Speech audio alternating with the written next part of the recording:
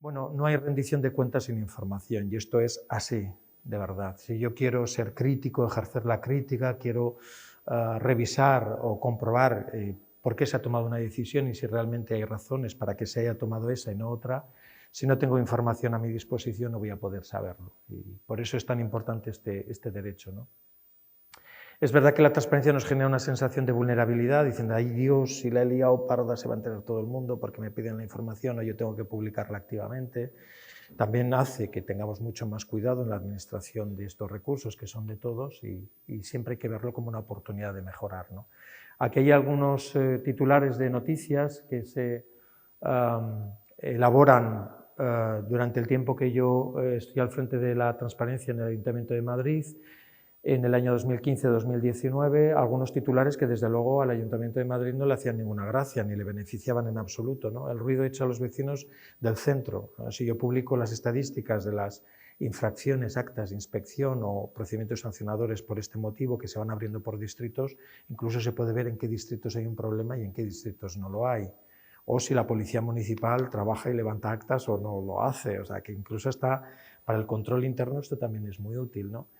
3 socavones cada hora en Madrid. Yo me acuerdo de esta noticia, iba por la calle y dije, no, Joaquín, ha salido esta noticia. Habíamos publicado todas las sugerencias y reclamaciones, obviamente anonimizadas, pero categorizadas por motivo de la queja, ¿no? Y había uno de los motivos que era mal estado del firme, de la calzada.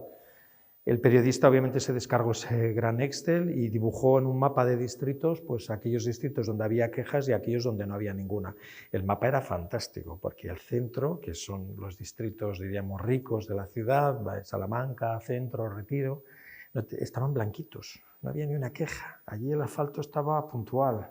También es verdad que es la zona turística donde bueno, la gente que va allí pues pasea y va a visitar pues, la oferta cultural que tenemos, ¿no? Y los barrios periféricos, barrios más obreros, donde vive la gente con menor renta, estaba al rojo vivo aquello. O sea, que era un mapa con esos 21 distritos totalmente revelador, ¿no? Claro, los gerentes de los distritos periféricos, cuando vieron obviamente el mapa, dijeron, este año, a la hora de aprobar el presupuesto, nos vamos a liar aquí los barrios obreros o los distritos obreros y vamos a dar la lucha. Porque lo lógico es que se distribuya, obviamente, el presupuesto poniendo allí dinero donde más se necesita, donde más quejas hay realmente, ¿no? Fijaros cómo esto también transforma la propia gestión interna, donde aquellos que reivindican una determinada decisión utilizan los datos, obviamente, en apoyo, diríamos, en argumentación de sus propias peticiones, ¿no? Chamberí Centro, cuando las terrazas se comen la acera, ahí podéis ver algunos barrios que incluso casi no tienen ninguna. Esto es prepandemia, ya no os digo después de la pandemia, ¿no? El tema de las terrazas, pero cuando tú ves este mapa y vas con él sobre todo a la calle y algunos inspectores iban con él, dicen, mira qué bien nos ha hecho el periodista un mapa, tanto que les criticamos, veían que había el doble de terrazas de las que aquí estaban dibujadas. Aquí las que se dibujaban eran las que estaban publicadas, autorizadas, pero cuando tú ibas allí veías el doble, ¿no? Había algunas aceras saturadas que los ciudadanos tenían que bajarse a la calzada, incluso poniendo en riesgo su vida, ¿no? Y lo que hace esta información es revelar el fraude que existe, obviamente, en la instalación de terrazas ilegales que no tienen la cobertura, diríamos, suficiente, un título, diríamos, que autorice a la instalación de la terraza, ¿no? Vale, yo cojo, no veo a la policía, saco una mesa, pongo 2 sillas, al día siguiente, como no ha pasado la policía, voy poniendo otra mesa y otras 2 sillas, bueno, al final aquello está saturadísimo por una falta de control o por incluso una incapacidad de control, porque no tengo los datos, diríamos, a la hora de ejercer la función inspectora. Bueno, todas estas noticias, como veis, son muy, muy importantes y desde mi óptica positivas, obviamente, para mejorar siempre la gestión pública. Si nadie cuenta nada de lo que tú haces y están esperando a que tú lo hagas, si no estoy obligado, obviamente no lo haré. Al menos no contaré aquello que me perjudica, está claro. Yo creo que humanamente es comprensible esto, ¿no? En el ámbito regional, pues nos sucede lo mismo. El periodismo de datos, el periodismo de investigación es muy pobre. Yo os traigo aquí 3 noticias en el tiempo que estuve en Castilla y León de cómo evolucionó en cierta forma el periodismo de investigación. Yo recuerdo en 2019 cuando llego allí y pregunto a los periodistas, ¿vosotros conocéis el derecho de acceso? Nadie había solicitado acceso a información pública desde el año 2013, ningún periodista. Y digo, no puede ser, este derecho es un derecho que especialmente es útil para un periodista porque te permite conseguir la materia prima para hacer tus trabajos después, ¿no? Y además ellos decían, no, nosotros esto no lo utilizamos, nosotros llamamos a los gabinetes de comunicación de los consejeros y nos dan la información. Digo, pero ¿os dan la información que pedís? ¿Os la dan toda os dan la que quieren, es decir, que y aquí tenemos la bronca con los gabinetes de comunicación también, los de transparencia también nos peleamos un poquito con gabinetes de comunicación, ¿no? Claro, les dices, tienes un derecho que te da acceso a la información o si no te la dan, puedes reclamar a una autoridad de tutela, a un comisionado, una comisionada o a un consejo de transparencia. Es decir, este derecho es potente, queremos que lo sea, ejércelo. Si no lo ejercitas y sigues por esos cauces informales de llamar a tu contacto, que te pasará parte de la información, nunca toda la que te interesa, no vas a conseguir mucho, ¿no? Fijaros que la primera información que yo veo en un periódico regional así que me parece interesante fue esta, sacada de las declaraciones de bienes, de patrimonio, de los altos cargos, ¿no? Ahí estaban tanto parlamentarios, portavoces de grupos parlamentarios, como consejeros, ¿no?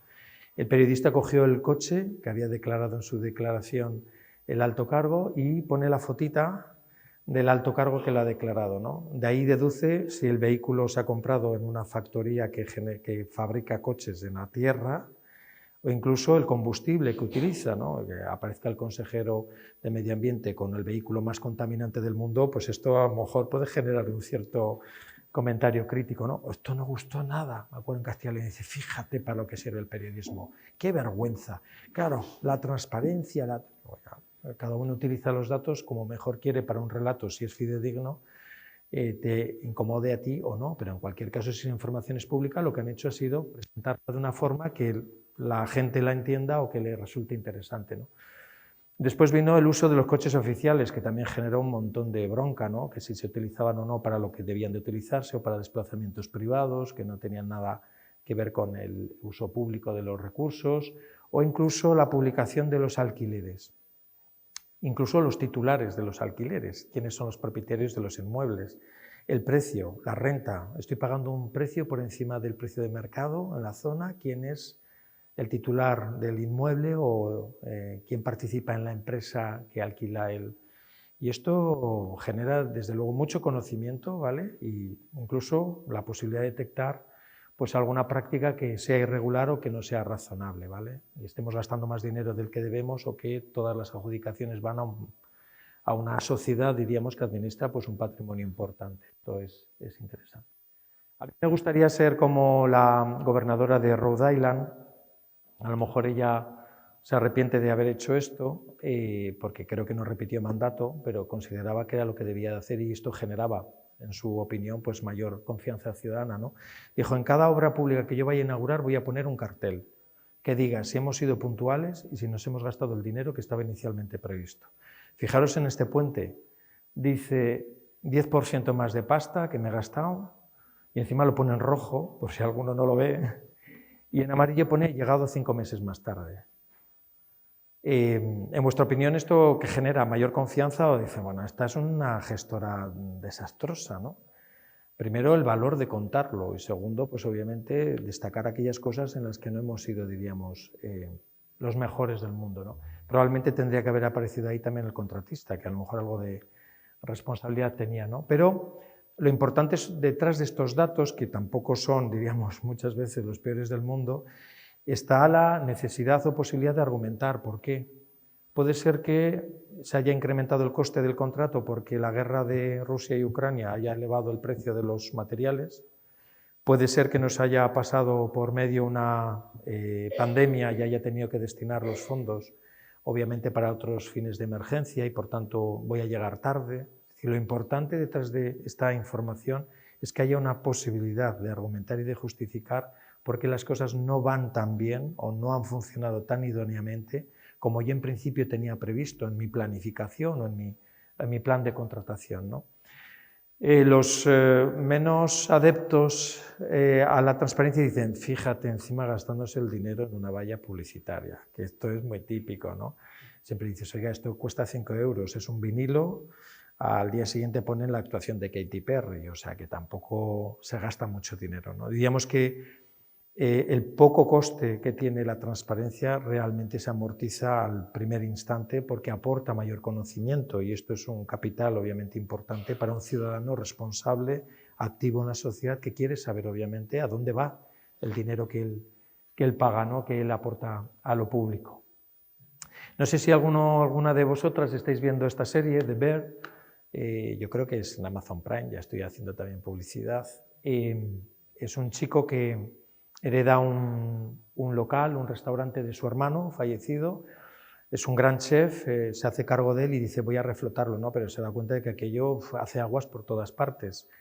Y advertidos de que va a haber una inspección sanitaria del ayuntamiento en Nueva York, pues se ponen toda la carne en el asador, pero aún así no llegan a tiempo y fijaros, la propia inspección le da una C naranja oscuro, casi rojo.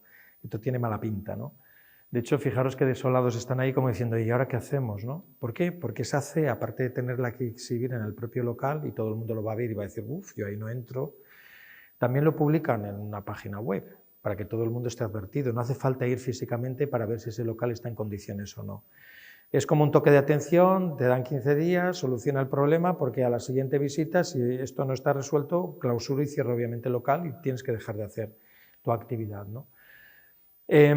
Bueno, esto es posible en muchas ciudades, incluso del continente europeo, no tenemos que irnos a Estados Unidos. Fijaros, esa foto que os he puesto ahí es de una aplicación que se llama Dine Safe, come sano, no te pongas malo, de Toronto, ¿vale? Una ciudad canadiense, donde yo puedo consultar cuáles son aquellos locales que tienen el pase, es decir, que están bien, que si voy parece ser que todo está en regla, ¿no? Los amarillitos, ¿veis? Conditional, que está la cosa así de aquella manera, y los rojos son los clausurados. ¿Veis algún rojo, algún geolocalizador? Ninguno. Y los amarillos es costoso verlos. Hay dos allí, en la esquina aquí de la derecha, ¿vale? Que están temblando, porque como no se pongan las pilas, durante los días obviamente que aparecen en ese color, prácticamente no reciben clientes, porque la gente en Toronto, para decidir dónde van a cenar, no entran en TripAdvisor ni en Google a ver las referencias, entran en la página del ayuntamiento, que yo siempre me he quedado loco cuando dices, oye, ¿dónde vamos a cenar? Y dice, vamos a entrar en la página del ayuntamiento. Aquí, ¿quién entra en la página del ayuntamiento? Para nada, pero para decidir obviamente dónde va a cenar, desde luego no. Si yo pincho en cada uno de esos geolocalizadores, te aparece todo el histórico de las inspecciones en los 10 últimos años. Si estaba correcto o si tuvo algún problema, si había bichitos pasando por encima de, si cocinan con el gorro, si tienen carne de manipulador de alimentos, si se lavan las manos. Es decir, allí aparece la foto completa de cada local. Esto nos gustaría tenerlo a nosotros, estoy seguro. Yo creo que no hay ninguna persona que diga, no, hombre, ¿para qué? Esto no sirve para nada. Claro que nos gustaría y le dedicaríamos un buen ratito al ayuntamiento mirando obviamente cómo son los establecimientos, al menos de nuestro entorno cercano, ¿no? Esto se ha pedido en España y esta es la otra historia que yo os quería contar. La primera vez que se pide es en el año 2016, muy cerquita de la Ley de Transparencia. Una periodista del País lo pide al Ayuntamiento de Barcelona, a su agencia, diríamos, de seguridad alimentaria, ¿no? Tiene otro nombre, pero es algo muy parecido, de salud pública. La agencia contesta a esta solicitud diciendo, os lo traduzco a un castellano totalmente, ni de coña.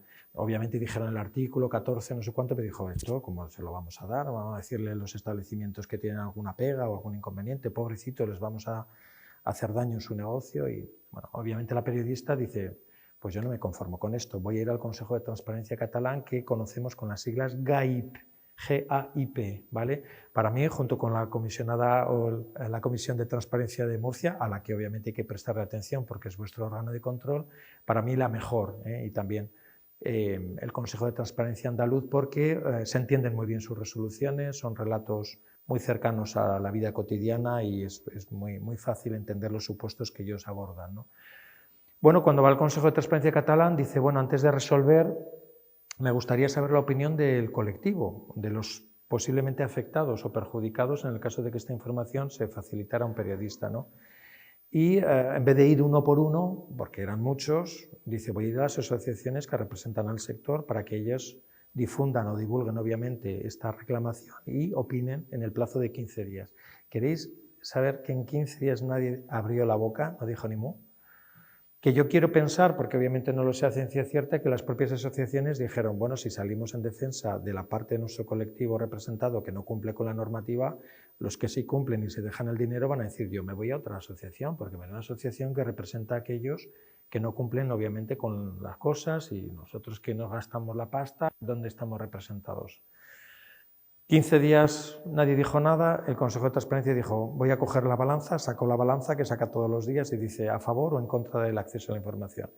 en contra del acceso a la información nadie se ha manifestado, pues no identifico claramente ningún perjuicio, ¿no? Que sea digno, diríamos, de protección. En cambio, en el otro platito, coge y dice la protección de la salud pública, la protección de los consumidores y usuarios, dese la información. ¿Cómo no se va a dar? La agencia, al día siguiente de esa resolución, facilita la información y todavía a día de hoy está esa información, el listado de los establecimientos publicado en esa edición de enero del año 2016. Cibio dice, mira qué cosa más chula, lo voy a pedir al Ayuntamiento de Madrid, a ver si están a la altura. Ayuntamiento de Madrid, entonces estaba yo, piden esta información, hablamos con el organismo que lleva esta información, que es Madrid Salud, que llevan a cabo este tipo de inspecciones, y dicen, puf, que esta también es la respuesta más habitual a una solicitud de acceso, el puf, puf. Tú ya esperas algo más, aparte del puff, que lo das por supuesto y dices, ¿y qué pasa? Dice, pues que tenemos todo en papel, metido en carpetillas, hay que sacar cada acta, hacer el listado, el Excel, pum, pum, pum. Tenemos 3.000 establecimientos, bueno, no hay tiempo, nuestro trabajo es otro, no la transparencia, que esta también es otra de las respuestas habitual. Y hombre, ya sé que es otro, pero bueno, tenéis que hacer vuestro trabajo de forma transparente, igual que cumplís con la ley o sois eficaces, ¿no? Todos son principios que giran en torno a la buena gestión pública. Dice, mira, que no lo podemos hacer, que esto es reelaboración de la información pública, ¿no? Que es una causa de inadmisión muy de cita repetida, ¿no? Y dicen, bueno, estamos con una aplicación, ¿eh? Joaquín, también te decimos que estamos ahí viendo con IAM, que es el organismo de informática, hace una aplicación para ir grabando todos estos datos y que los podamos facilitar a golpe de clic, casi, sin necesidad de... Y digo, ¿y eso cuánto nos va a llevar? Y dice, pues un año.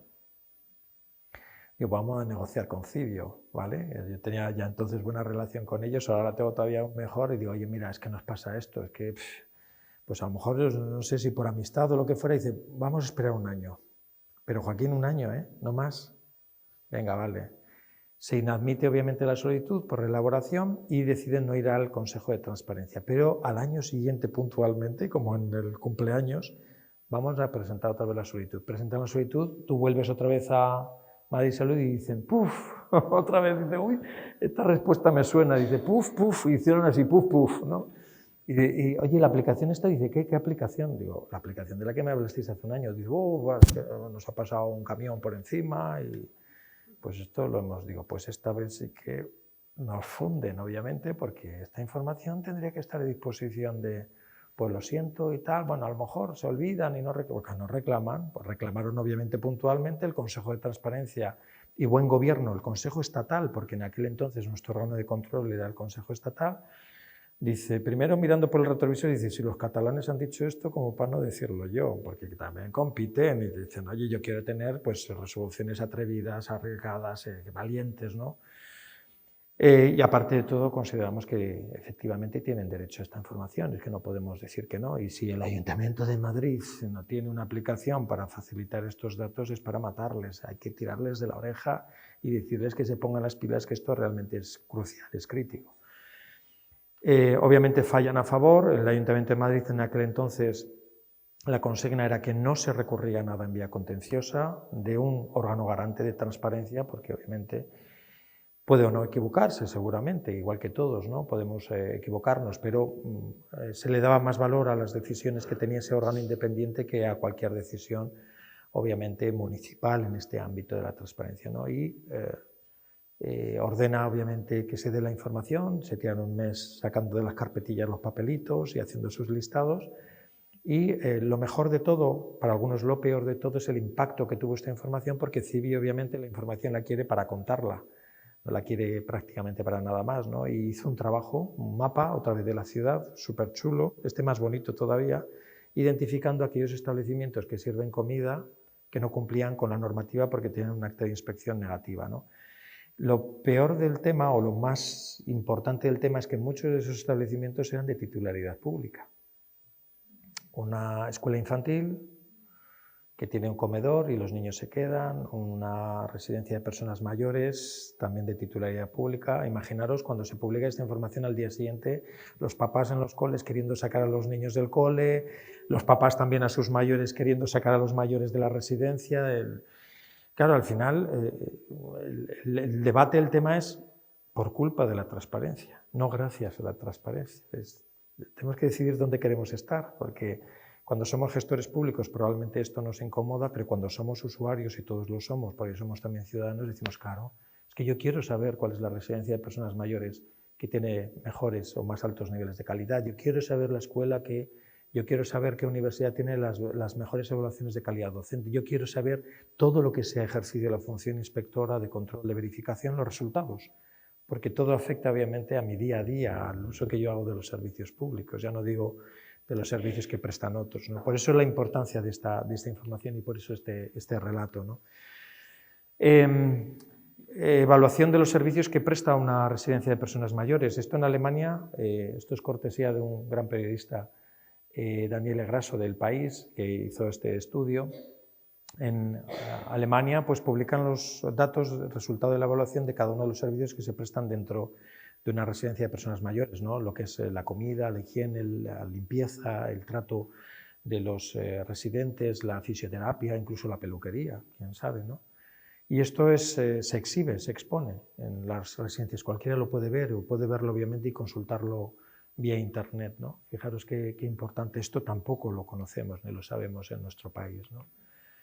Y este avioncito que me encanta, lo tengo que reconocer, también es de Civio. Y os voy a contar la historia porque es muy, muy curiosa, muy divertida, ¿no?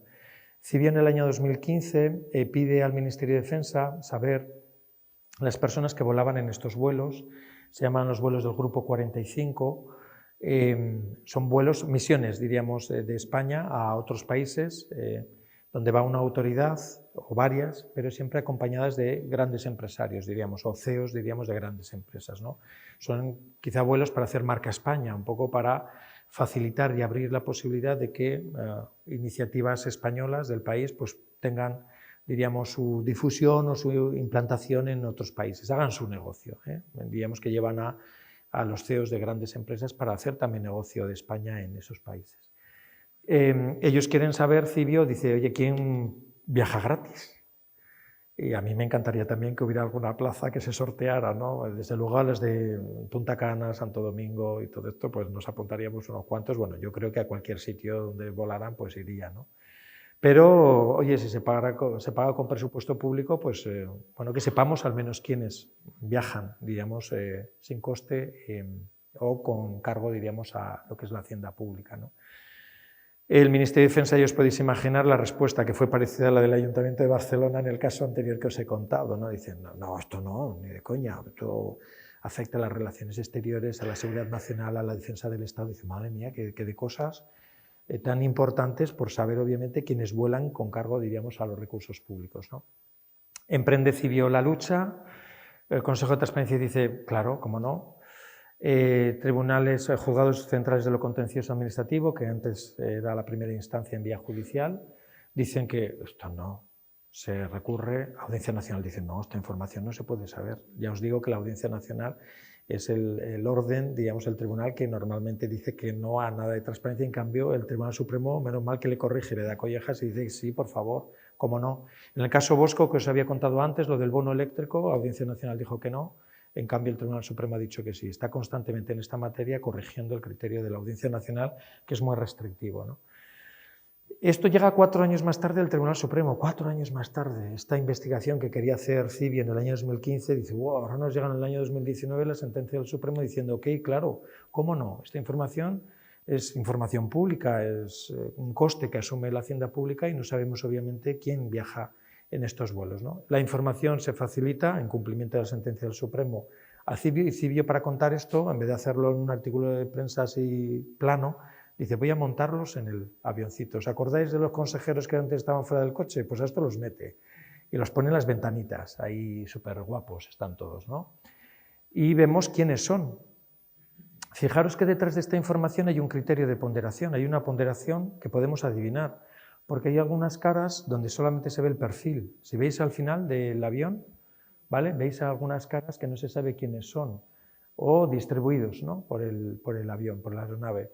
Son escoltas, personal de seguridad. Ahí se ha considerado por parte del Tribunal Supremo que la identidad de estas personas es protegida porque si se revela obviamente quiénes son, pues ya ponemos en riesgo no solamente su integridad, su vida, sino que también la de las personas a las que protegen y acompañan, ¿no? Cualquiera que viera a esa persona dice, oye, en el entorno cercano seguramente pues, hay un ministro, está el presidente del gobierno, quien sea, ¿no?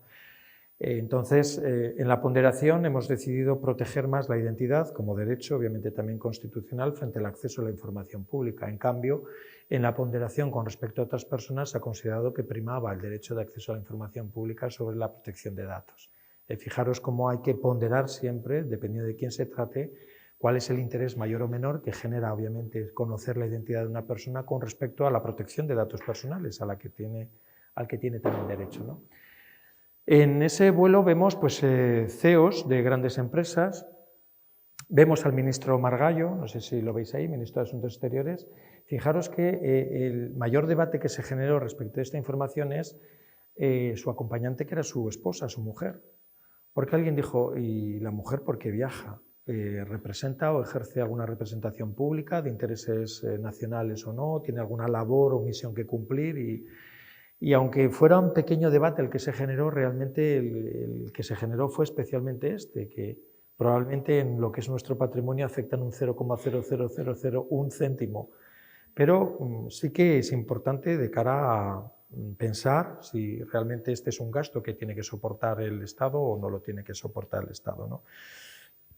Algunos incluso dicen, oye, pues seguramente alguna función tiene que cumplir, aunque no sea pública, por relajar al marido, por le dar un masaje, le dirá, vamos a darnos un paseo que te veo muy estresado, lo que sea, ¿no? O sea, que alguna labor positiva probablemente hará, pero es verdad que en este caso algunos decían, oye, pues su sitio lo quiero ocupar yo, porque yo también quiero ir de viaje a Colombia o darme una vuelta por Medellín, ¿no? Pero fijaros esta información que interesante, que bien contada además, porque lo hace muy atractivo, para abordar el tema que es clave, en mi opinión, en materia de transparencia, que es la rendición de cuentas. Ser capaces, obviamente, de explicar qué es lo que hacemos con el presupuesto público, ¿no? Nos quedan 5 minutitos para hacer ese descansito. Deciros otras cosas que también son importantes, obviamente, en una buena defensa y protección de la transparencia, ¿no? Fomentar la participación ciudadana. Nadie puede participar, obviamente, con responsabilidad, con conocimiento pleno de todo, si no tiene información previa, información verídica, información y evidencias, datos, ¿no? Es verdad que estamos muy acostumbrados a participar cuando nos toca o nos invitan a hacerlo, especialmente en los procesos electorales, pues por afinidades, por razones culturales, por, digamos, querencia familiar o porque le presto mucho crédito a la opinión de un amigo que está muy informado, supuestamente, ¿no? Pero si tuviéramos mejor información o mayor información y sobre todo contada de una manera mucho más accesible y clara, probablemente nuestra participación sería mucho más exigente, más razonable, más responsable, ¿no? En cualquier proceso de participación, no solamente en procesos electorales, ¿no? Y aquí pues tenemos un escollo brutal, que es el cultural, ¿no? Las dos perspectivas que decimos muchas veces de la transparencia, ¿no? La de estos países que decimos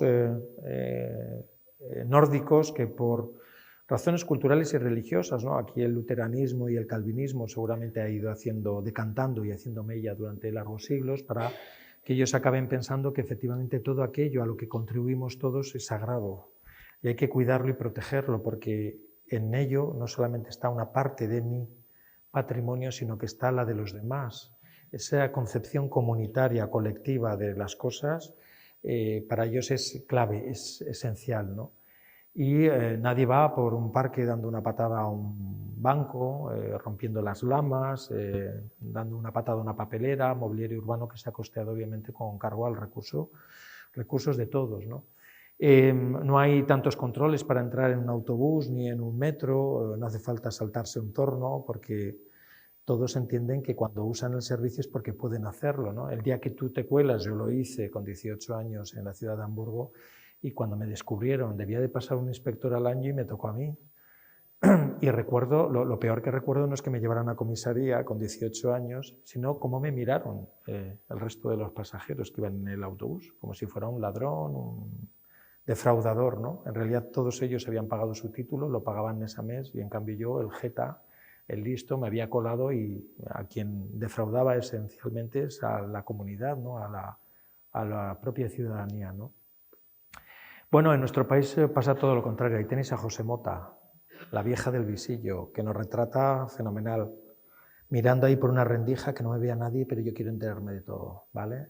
Ahora en mi casa he hecho la persiana, vamos, de 4 niveles, ¿vale? La térmica, la de acero blindado, etcétera, ¿no?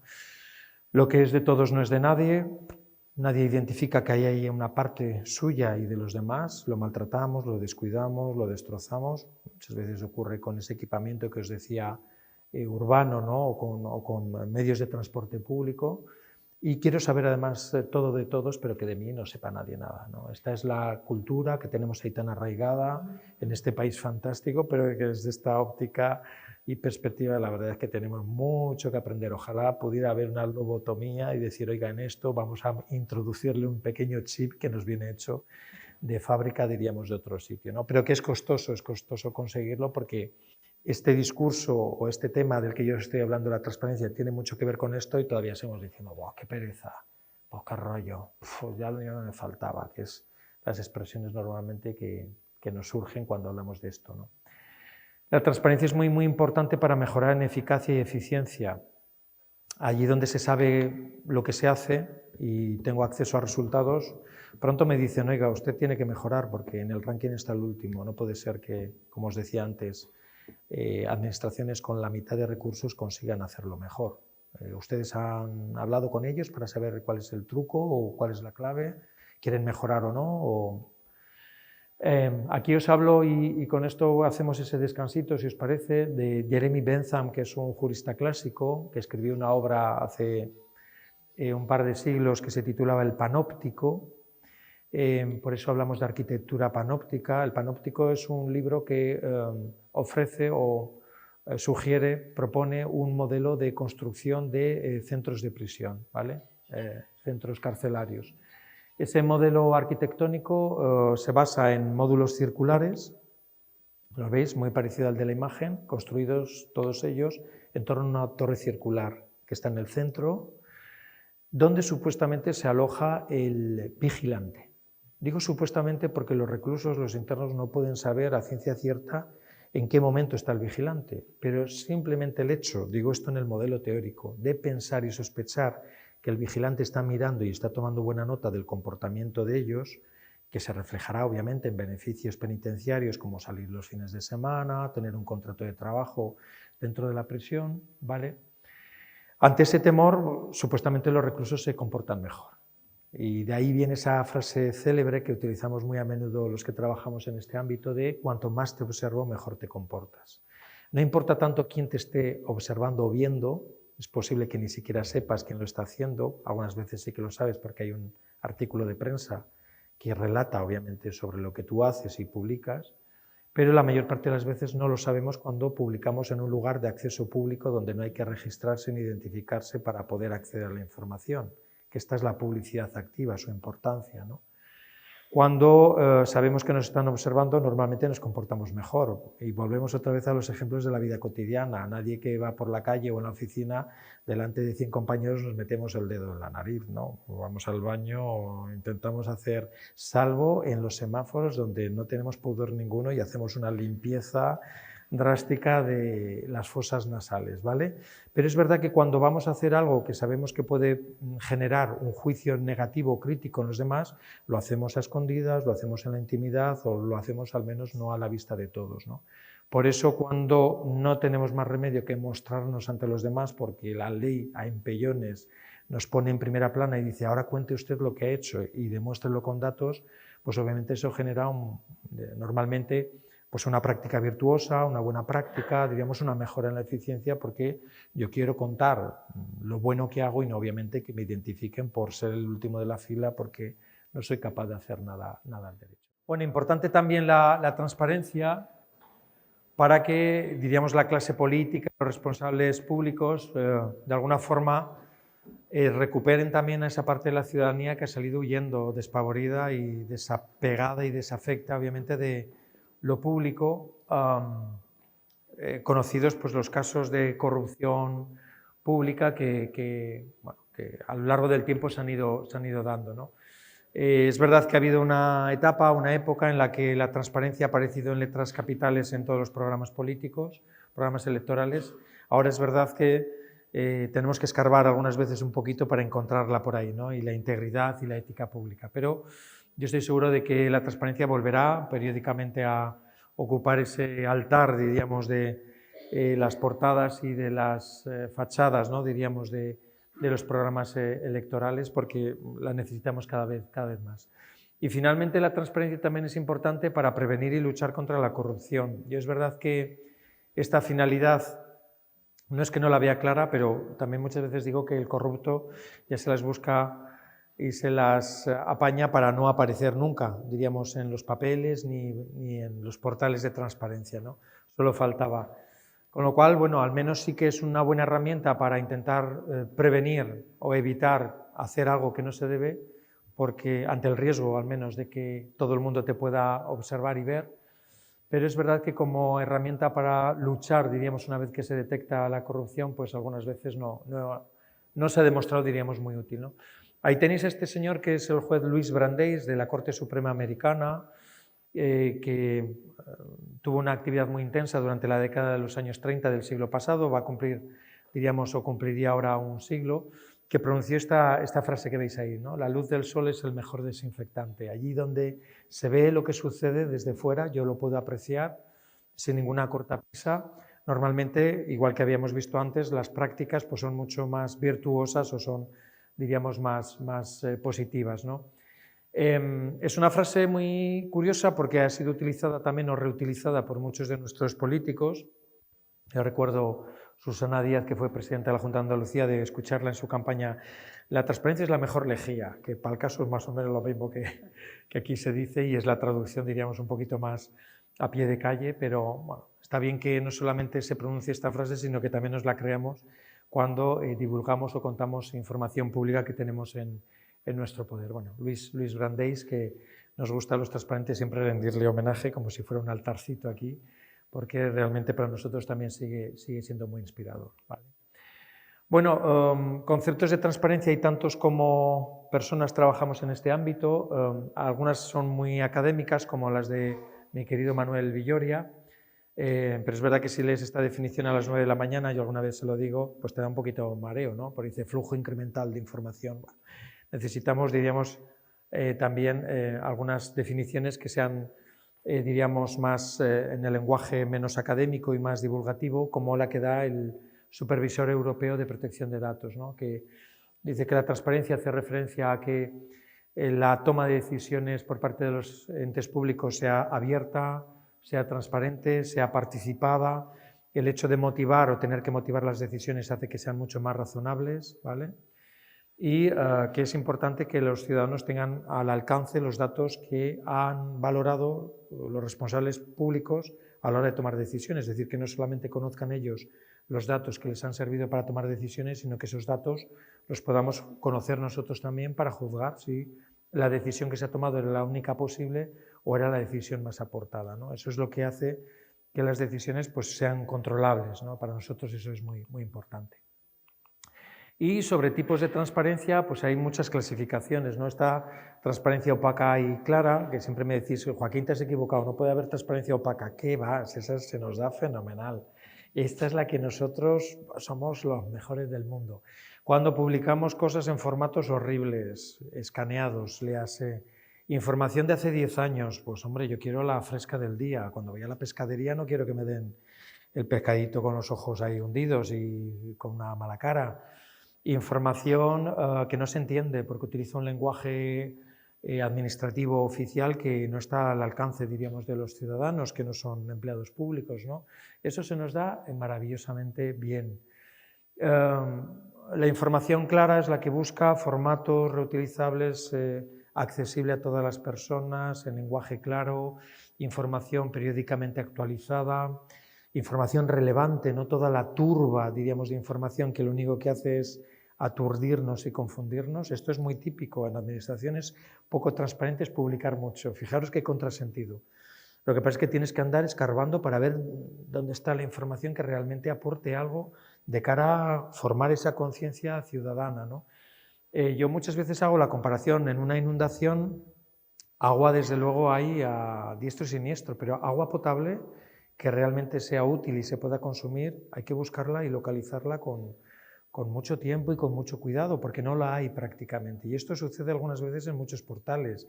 Dices, voy a ver si encuentro algo útil, relevante, importante, que realmente refleje las decisiones o los indicadores más importantes de una administración, y te pasas una mañana dando vueltas por el portal sin ser capaz de encontrar nada realmente útil, ¿no? Muchas veces lo que hacemos es pintar de cristal un ladrillo o un muro de ladrillos, un muro de piedra, ¿no? Detrás de ese cristal de aparente transparencia, que es otro término que utilizamos, lo que hay es un muro contra el que te estampas, porque realmente nada de lo que allí está publicado tiene utilidad ninguna de cara a esa finalidad última de rendir cuentas, ¿vale? Importante esto tenerlo muy, muy en cuenta. Y después hablamos de publicidad o de transparencia activa y pasiva. Antes María hablaba de la transparencia pasiva y a los que trabajamos en esto nos gusta muy poco esa expresión. Es verdad que es una expresión muy doctrinal, muy académica para contraponer las dos facetas más importantes de la transparencia, pero siempre decimos, no hay nada menos pasivo que un ciudadano queriendo saber, ¿vale? Y la transparencia pasiva es el equivalente, diríamos, al derecho de acceso a la información pública. Por eso hablamos casi siempre de transparencia o publicidad activa y de derecho de acceso a información pública. Pero os vais a encontrar en muchos documentos transparencia pasiva, que sepáis que es el equivalente al derecho de acceso a la información pública, ¿vale? Bueno, la transparencia activa es aquella, diríamos que permite que la información pública sea accesible sin pedirla porque alguien la está publicando en un lugar de acceso universal, acceso público, ¿vale? Sería el caso de un portal de transparencia donde publico aquella información a la que me obliga la normativa o otra información que no estando obligado a publicarla, yo decido hacerlo, ¿vale? Es verdad que la definición, en mi opinión, un poquito pobre de las leyes sobre publicidad activa dice la publicación de la información a la que estamos obligados por ley. A mí me parece que es publicidad activa todo aquello que yo publico esté o no obligado a hacerlo. De hecho, cuando evaluamos portales, yo lo hago personalmente, cuando veo un contenido que no es de publicidad obligatoria, doy 2 puntos. Y cuando veo publicado algo a lo que me obliga la norma, doy 1 punto. Algunos no llegan ni al 5, ojo. Estamos ahí dando premios hoy en día a las administraciones públicas que consiguen cumplir con lo mínimamente, que hay muy poquitas, no os creéis que hay tantas, que publiquen además más, ya ni os cuento, o sea, se cuentan con los dedos de la mano. Y este es un poquito lo que se quiere provocar o promover de alguna manera, ¿no? Que las administraciones, aparte de publicar lo que tienen obligación de hacer, publiquen algo más, aquello que generan y que creen que es de utilidad para que el ciudadano sepa efectivamente cómo se toman las decisiones, en qué nos gastamos el dinero, etc. Bueno, régimen jurídico de la transparencia es, diríamos, muy claro identificar cuáles son las normas que regulan esta materia. Ahí tenemos la ley estatal, que actualmente está en proceso de revisión.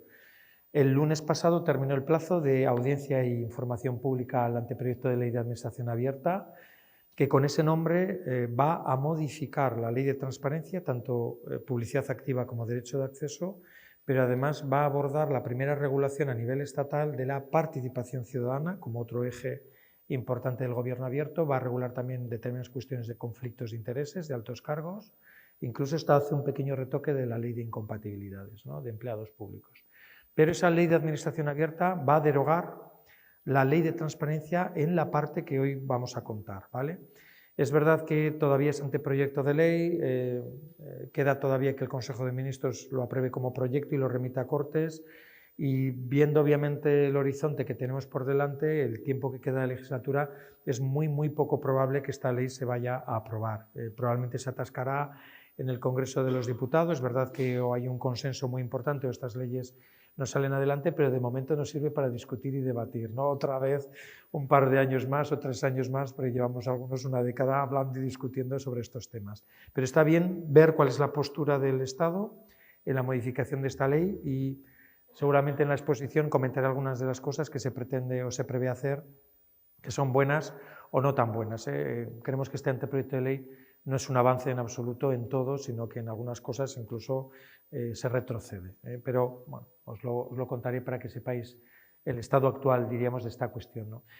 Ley autonómica tenemos obviamente en Murcia, os lo había dicho antes, solamente hay 2 comunidades autónomas que actualmente no la tienen y una de ellas, Euskadi, pues está actualmente tramitando en el Parlamento su ley.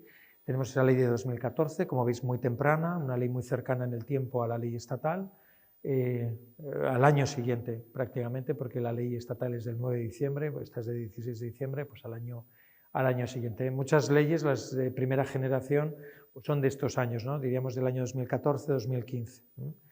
Después hay, os decía, comunidades autónomas que han aprobado ya su segunda ley de transparencia, por ejemplo la Comunidad Valenciana, que es del año 2022, o la ley Navarra, que es de 2018, y la primera fue de 2012. ¿no?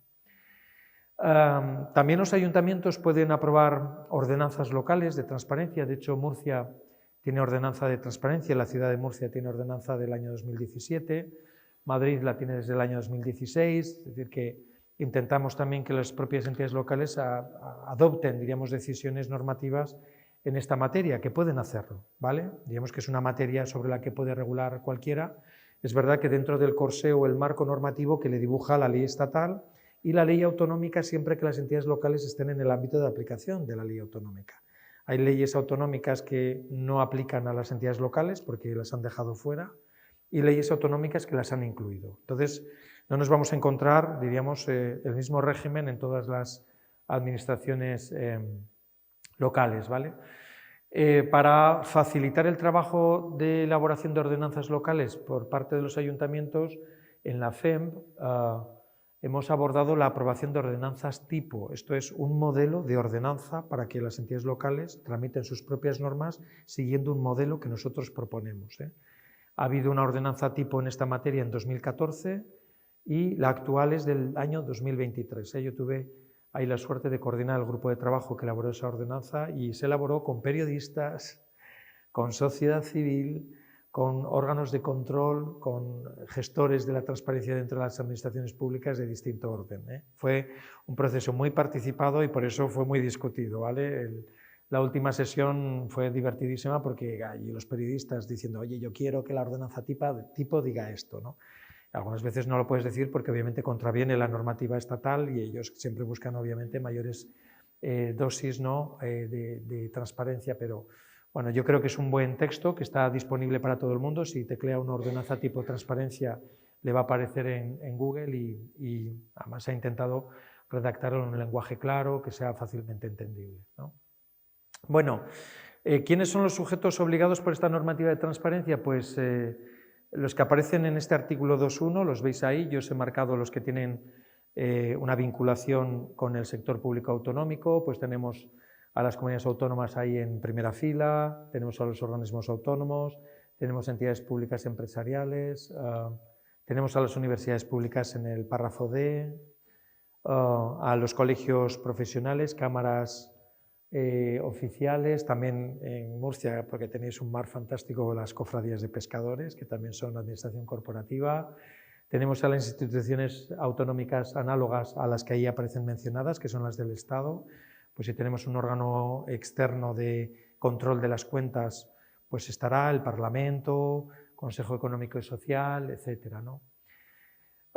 Tenemos a las empresas públicas con financiación pública superior al 50%, tenemos a las fundaciones públicas, bueno, tenemos un elenco aquí de sujetos muy variopinto, porque yo no os lo he subrayado, pero por ejemplo están también las mutuas de accidentes de trabajo y enfermedades profesionales, que son entidades privadas, aunque su financiación sea pública, ¿vale? O sea que es un listado muy heterogéneo, pero bueno, muy interesante. Va a cambiar, porque entra la Fiscalía General del Estado, la Junta Electoral Central, el Banco de España y el Consejo de Estado pasan a otra letra distinta. Bueno, hay un trabajo un poco de brocado ahí pequeñito que para los que trabajamos en este ámbito tiene sus cosas muy interesantes, pero para vosotros no merece casi ni la pena que os cuente ese detalle pequeñito, ¿no?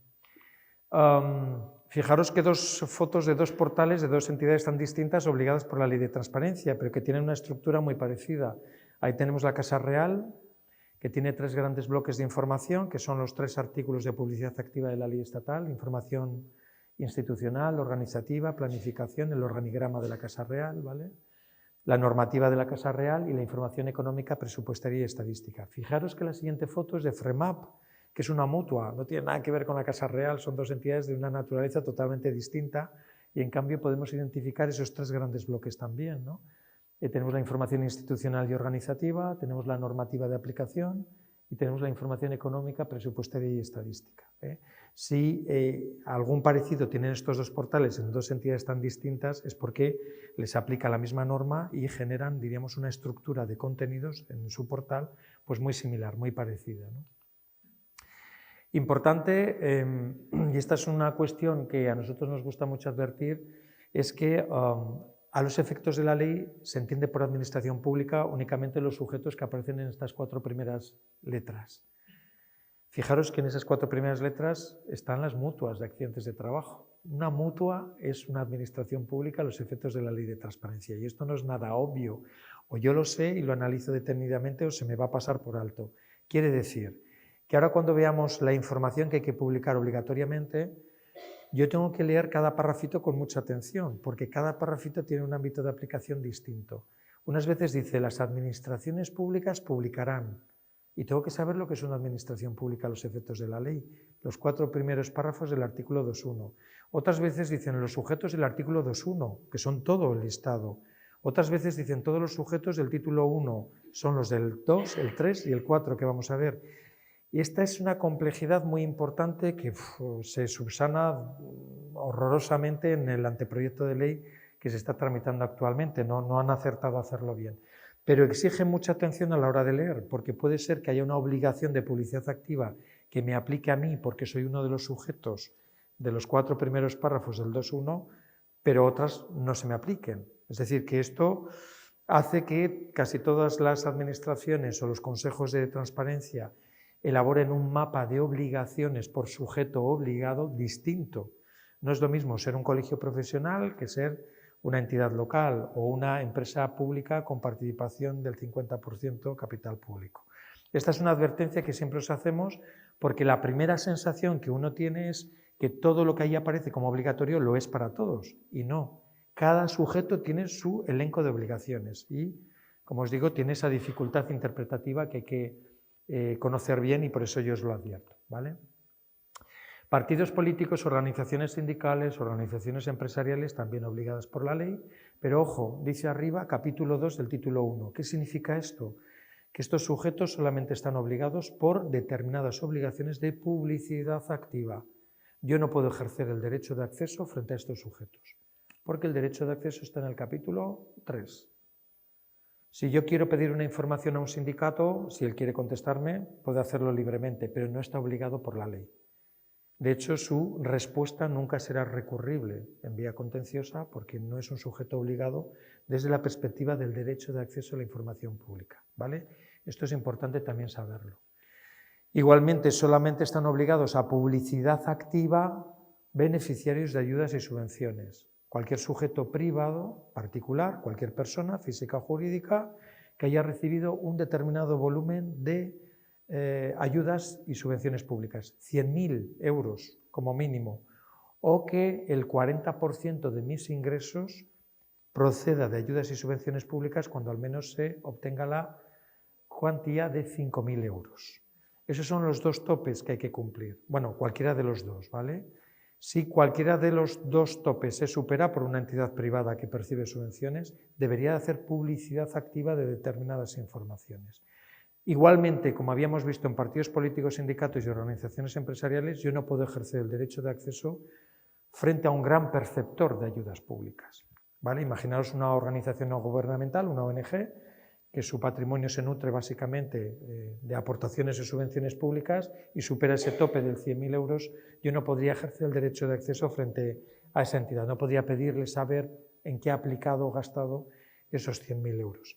Otra cosa distinta es que precisamente el tercer sector, ONGs, hagan una publicidad activa muy importante de cómo administran los fondos públicos que reciben como beneficiarios de ayudas, ¿de acuerdo? Que muchas de ellas pues lo hacen y lo tienen, diríamos, en su estrategia, en su política. Para saber qué entidades en la suma de percepciones ayudas públicas supera esos topes, ya la base de datos nacional de subvenciones publica el listado de grandes perceptores, grandes beneficiarios. Lo hace desde el año 2022, yo os he traído una foto del portal desde el año 2022, ahora ha cambiado el portal, la base de datos nacional de subvenciones, y lo tengo en una pestañita, ¿vale? Ya puedo ver cuáles son los grandes perceptores. Lo que no sé es cuántos, no superando 100.000, perciben más de 5.000 euros y eso supone el 40% de su patrimonio, porque no tengo acceso a los datos del patrimonio, ¿vale? Esta es una pequeña fuga que hay en la ley porque las administraciones no son capaces de obtener este dato. Sí, 100.000 euros yendo a la base de datos, pero no el otro cómputo, diríamos, eso es más complicado, ¿no? Más sujetos obligados, artículo 4, que son los concesionarios de servicios públicos, entidades privadas que colaboran con la administración en el ejercicio de sus potestades, entidades colaboradoras en el ámbito urbanístico, medioambiental, que las hay, entidades privadas, o en general los adjudicatarios de los contratos del sector público. Todos ellos están obligados por la Ley de Transparencia, pero en relación a una obligación muy concreta, que es suministrar la información que les sea requerida por las administraciones con las que mantienen un vínculo. Esto significa que el adjudicatario del contrato, con respecto a la administración que ha adjudicado el contrato, tiene un deber de suministro de información.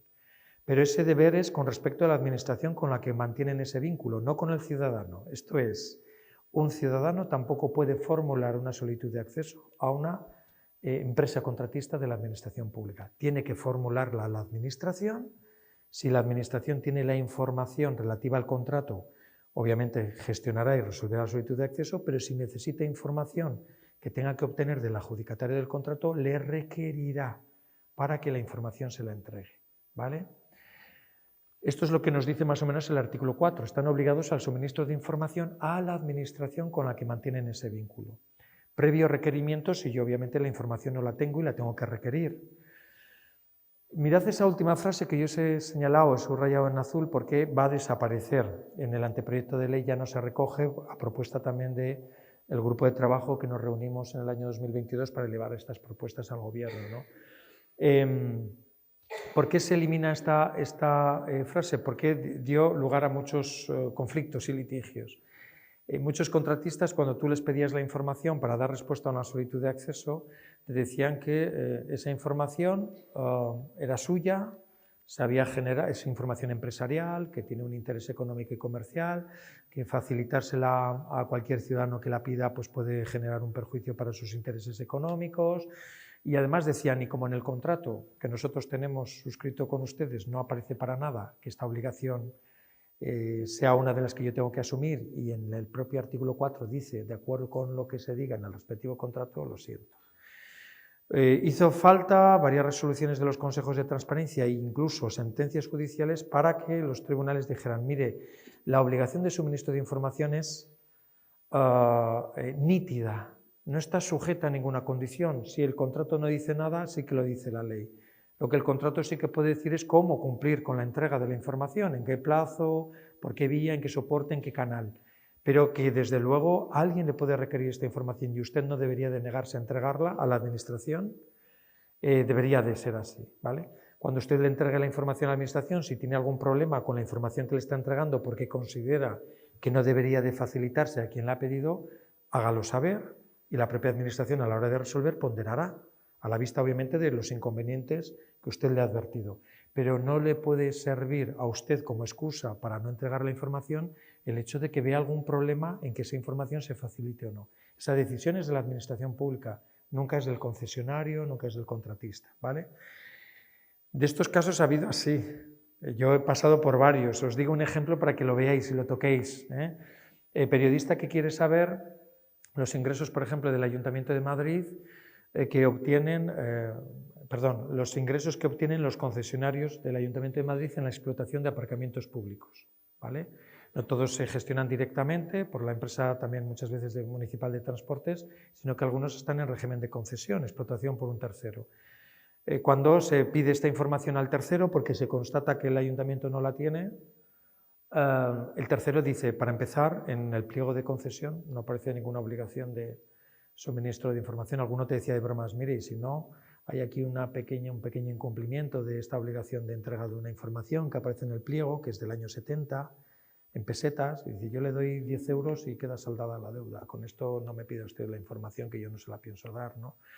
Algunos, obviamente, más seriamente, pues dijeron esta información no la vamos a dar porque revelaría a nuestros competidores, al resto de los concesionarios, los ingresos que nosotros tenemos por la explotación del parking en este lugar, ¿no? Y eso, pues, para nosotros es nuestros intereses económicos, esta es nuestra estrategia de mercado, no queremos que sepan, ¿no? Y en las reuniones pues te lo decían muchas veces, no pensamos dar absolutamente ninguna información porque esto es nuestro negocio, y tú ya empezabas a sacar resoluciones del Consejo Estatal de Transparencia donde se decía que en estos casos la información había que darla, pero les daba absolutamente igual, ¿no? Hay muchas anécdotas en esto, ¿no? Esta información al final la tienes que obtener o conseguir vía judicial y después da lugar a artículos de periodismo de investigación fantásticos porque se empieza a saber quiénes están detrás de las grandes concesiones, de los grandes aparcamientos municipales en Madrid, algunos de ellos que tienen 50 y 60 años, obviamente adjudicaciones hechas en otra época de nuestra historia, donde empiezas a descubrir quiénes son las grandes familias que administran algunos de los grandes aparcamientos, ¿no? Esto además genera la propia administración pública en cuanto empieza a ver la información, porque no la tiene y la ha tenido que recabar o el tribunal ha tenido que ordenar que se dé incluso cambios en la gestión de los aparcamientos. Y decir, oye, si tanto dinero da este aparcamiento, que son 700.000 euros al año, a cambio de un canon de 3.000 euros y de pintar y barrer, dice, los voy a administrar yo y ese rendimiento o ganancia la voy a obtener yo para financiar mis políticas públicas, en vez de que haga negocio una empresa privada. Fijaros la importancia que tiene obtener información para la propia toma de decisiones internas, ya no digo para la rendición de cuentas de cara al ciudadano, ¿no? Como os digo, esto va a desaparecer. Aparece además un plazo para entrega de la información, que serán 15 días, y lo que no aparece, pero algunos hemos reivindicado, el Ayuntamiento de Madrid lo tiene en sus ordenanzas, es la posibilidad de imponer una multa coercitiva en el caso de que requerida la información no se entregue. Fijaros que en este caso se trata de una obligación de hacer, entregar una información, con lo cual la multa coercitiva es el medio de ejecución forzosa e idóneo. Ordenanza de Transparencia de Madrid la tiene, y lo tenéis también en la ley murciana, creo recordar, también en la de la Comunidad Valenciana y Navarra. La Ordenanza de Transparencia de Madrid es la única ordenanza local en España que la tiene porque la Ley de Capitalidad permite al Ayuntamiento de Madrid, en una ordenanza, norma reglamentaria, incorporar medidas de este tipo. Si no, necesitaríamos una norma de rango legal, y por eso las leyes autonómicas, algunas lo tienen previsto, pero las ordenanzas locales necesitarían una previsión legal que les amparara, obviamente, a hacerlo, ¿vale? Ese es un pequeño hándicap que el anteproyecto de ley no lo ha recogido, pero intentaremos que antes de que se apruebe el proyecto de ley se incorpore, y si no, pues en la tramitación parlamentaria. Bueno, importante en este caso para que evitéis cualquier conflicto y pelea, litigio con cualquier contratista que se niegue, obviamente, a entregaros la información, sobre todo si no se pueden imponer multas coercitivas. En el caso de la legislación murciana, creo recordar que sí que está, ¿vale? Pues meterlo en el contrato, es decir, en los pliegos de contratos, y este es un momento importantísimo, tengo que incluir como una obligación más del adjudicatario la entrega de la información. Y así ya no nos vamos a pleitos, ya por lo menos la obligación ha tenido aterrizaje en el pliego del contrato, que forma parte, obviamente, de la documentación contractual y donde aparecen descritas las obligaciones que asume, obviamente, el adjudicatario. Tiene que haber una cláusula transparente, le llamamos así coloquialmente. Es verdad que muchas veces el problema se produce una vez que el contrato ya está adjudicado, cuando tú vas a pedir la información. Y si la obligación no está en el propio contrato, alguno te dirá, oiga, lo siento, pero a mí no me puede obligar a esto, porque mire lo que dice el artículo 4. Entonces, vamos a meterlo en el contrato. Todos los que estéis aquí e intervenís en la redacción de pliegos, no se os olvide, no se os pase, porque después va a ser importante para vosotros incluir con una obligación más del adjudicatario la entrega de la información a requerimiento. Poned ahí el plazo, poned las consecuencias incluso, una penalidad. Hay que estrechar el cerco, porque si lo dejamos tan abierto, todo el mundo se escapa por donde puede, y tienen buenos asesores legales algunas grandes empresas para, obviamente, poner inconvenientes y meterse en un litigio que te dure 3 o 4 años y te permita no dar la información. Este sistema hay que cerrarlo bien y hay que hacerlo desde todas las vías, ¿no? Incluso desde la propia redacción de los contratos. Ahí tenéis el Ayuntamiento de Zaragoza, que tiene publicado en su propio portal la cláusula transparente para que todos a la hora de redactar contratos la metan. O el Ayuntamiento de Madrid, que también tiene la cláusula transparente, le llamamos, ¿no? Para prever todo este tipo de cosas. Con los beneficiarios de subvenciones hay que hacer lo mismo en las bases de convocatorias de ayudas y subvenciones, incluir una donde se diga el beneficiario tiene esta obligación. En el caso de que yo necesite información suya para dar respuesta a una solicitud de acceso, tienen el plazo de 15 días para Oye, y si no lo hacen, pues habrá que ver en la justificación o en la posible reintegro de la ayuda si esto obviamente tendrá un peso específico. Pero hay que cerrar, como os digo, hacer perfecto ese círculo para que nadie se escape, ¿vale? Porque en este caso quien asume la responsabilidad soy yo. La pregunta me la van a hacer a mí, no se la van a hacer al adjudicatario del contrato ni al beneficiario. No son sujetos directamente obligados por el ciudadano, sí lo soy yo. Y si yo no soy capaz de responder una solicitud porque ese no me ha entregado la información, quien va a aparecer como incumplidor es la administración regional, no va a ser el adjudicatario del contrato.